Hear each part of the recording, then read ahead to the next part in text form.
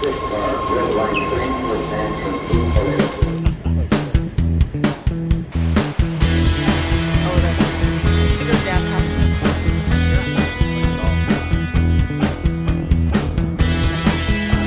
left my heart in San Francisco. Oh, that's not the song. There's a song by Frank Sinatra called San Francisco or something, isn't there?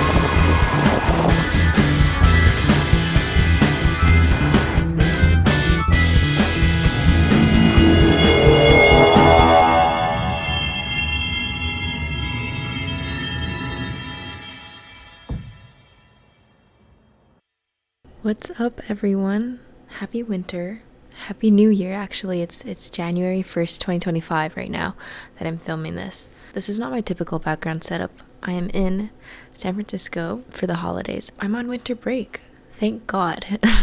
It's been a tough semester. Let's rewind and let's take it back to the start of break. I finished my last final. I went to do Christmas parties. I crashed at night, fell asleep for a really, really long time. I left school and I flew to San Francisco, SFO.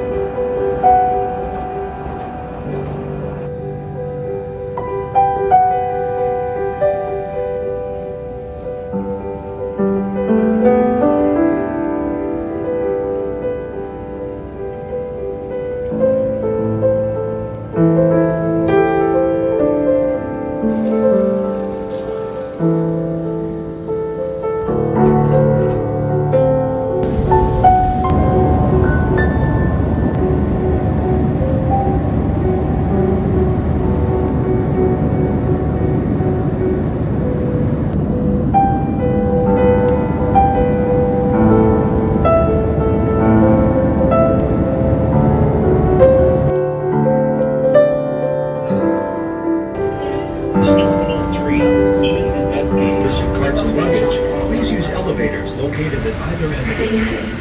Always keep away from the front.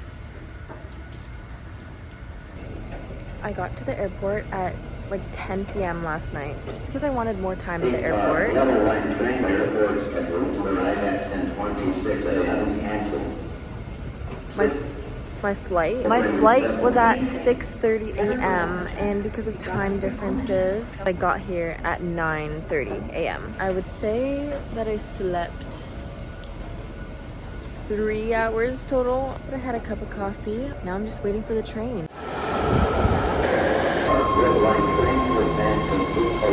I'm done junior year, first semester of my third year. That went by so fast. Like, too fast. Blink of an eye and it was gone.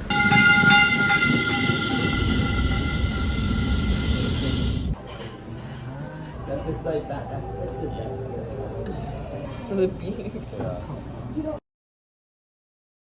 The word productivity gets honestly thrown around a lot. Productivity, I don't want to think about it like you're productive if you work the first thing you get up in the morning and you work at night and maybe you exercise at some point. Oh, I saw this quote a while ago. Learn to manage your focus, not your time. This is a productivity vlog, but this isn't your usual productivity tutorial.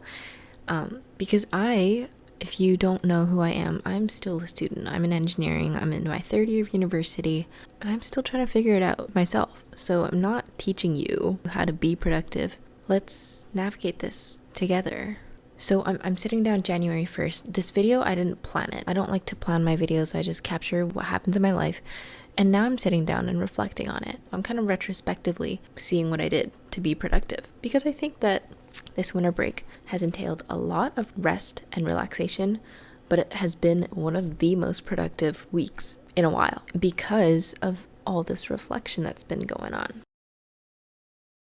Now, I'd be lying if I said I did absolutely no work this winter break. The egg isn't going to cook itself, or whatever the saying is. But work felt so relaxing to me. It wasn't mandatory. I didn't have any deadlines. I was working because it made me feel good. It stimulated my mind, and it was something that I genuinely found interesting and I wanted to do. Working at a slower pace, going somewhere nice to work with a nice view, with nice coffee was so enjoyable. Yes, this is my second cup of coffee, but this is decaf. So we're all good. But we still get the taste. Honestly, it doesn't taste as good. You know what? It's good enough.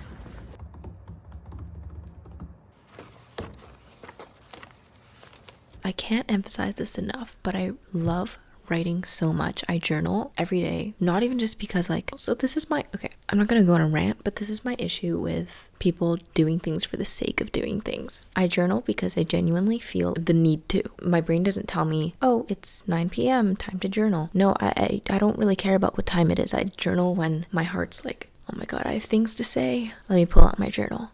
I think that should be the case with all of these, exercise when you feel been so still, I need to get energy out. I'm tired, I want to move around. I think that all these productivity tips we see on the internet, it's not wrong to do them for the sake of doing them, especially if your life generally doesn't encompass these habits. But eventually we should get to the point where we're doing them just because we want to. San Francisco is beautiful.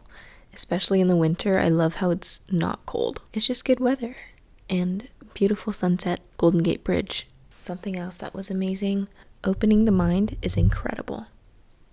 Do you guys remember when Emma Chamberlain would do this sound? Crazy underrated how nature can open up the mind. The world is so large, and sometimes, especially when I'm studying in college, in my little dorm room, the mind can feel so confined in a small room. When I'm staring at my screen, my 2D flat screen all day, that's all the space I see. But then I look outside the window, and in this case, winter break, I literally went out into nature every day, into fancy, beautiful places in the world.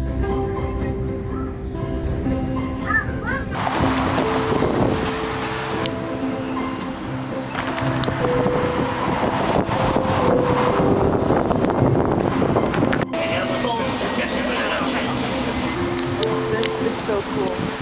It's a classic book.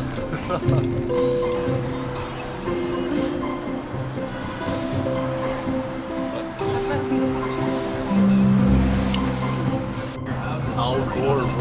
Yeah. Oh, that fucking ball. The actual picture was maybe not. You know how they do it does it? Down the trail.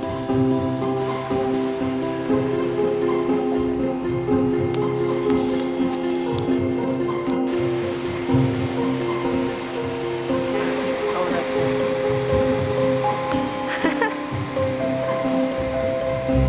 That's an underwear. Yes. Yeah. Like, not a lot.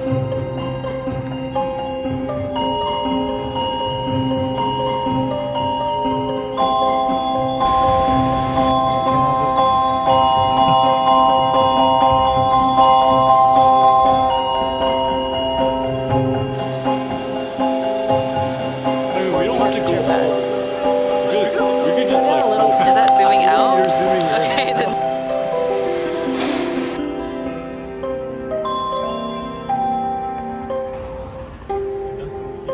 But the sunset, it just gets kind of sketchy down there with the lights.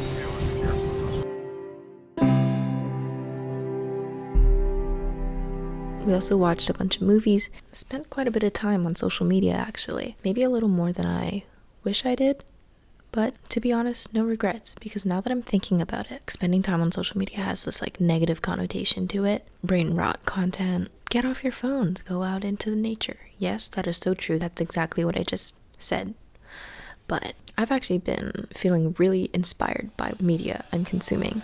So I think spending time online is less about the time you spend, totally more about what you're watching and consuming.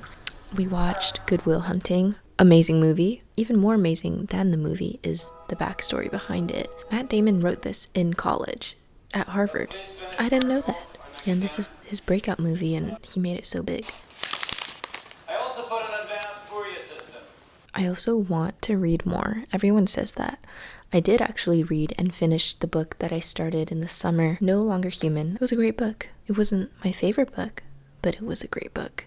And it opened up my mind to some other character's perspective. Just temporarily, I got to see into his thought process on crucial concepts in life, such as deceit, lying, happiness, society. But yes, reading is a lot more time consuming. I like to annotate my books, so it takes a lot more time. But I'm definitely reading in the summer. Winter break is a little short to be like, I'm gonna do all this other stuff plus read a whole lot. I'm focusing my attention. There's a time and place for everything is what I'm learning. This egg, my year of rest and relaxation, 1984, and this one a lot. Good material. That was on it. Alchemist, of course. I have read this. I actually played quite a bit of basketball. I'm by no means good at basketball, but I will say I did master a few shots such that a few specific locations on the court where I could shoot consistently and get maybe 8 out of 10 in. And that is pretty good for me. But this one thing that I've been thinking about is just, you miss 100% of the shots you don't take. That was actually something my friend said to me. He was like, if you like a guy, if you like someone, just go shoot your shot and talk to them. You might as well shoot your shot. So this is in the context of relationships. But seriously, this applies to anything. Very literally in basketball. I could see that physical instantiation of that quote.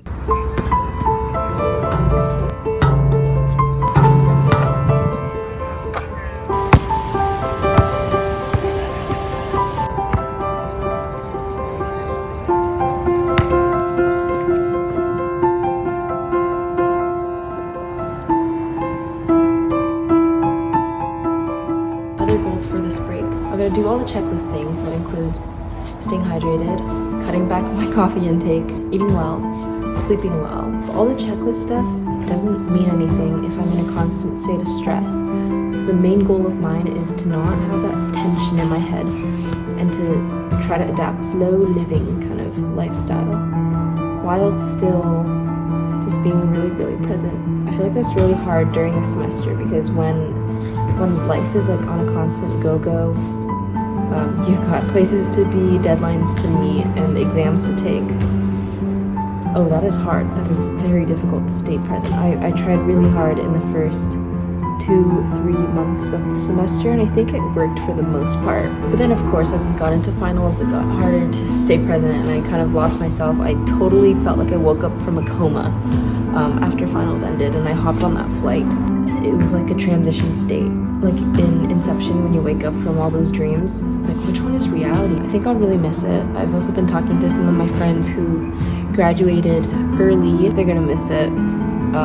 They're gonna miss going to the libraries, the all-nighters, the profs, the classes. I'm very much trying to relish, actually, this remaining year and a half that I have in university. I could be doing more grad school. I'll be in school for much longer, or I might go and get a job. We'll see this summer. Ooh, this one's a good one. Breaking old patterns. Playing new sports, basketball, and I played pool too. I also tried new recipes and drinks and food. All that. That's what they all say. They always